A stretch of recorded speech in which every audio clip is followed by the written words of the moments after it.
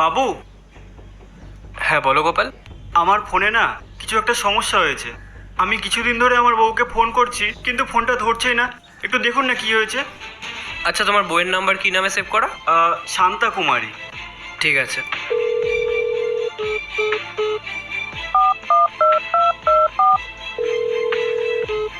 আচ্ছা, আমার এই বিষয়ে না সেরকম একটা নলেজ নেই। আমার বইয়ের নলেজ আছে, ওই টেকনিক্যাল ডিপার্টমেন্টেই আছে। আমি একটা কাজ করি, আমি এই ফোনটা ওকে একবার গিয়ে দেখিয়ে নিয়ে আসি। আচ্ছা বাবু।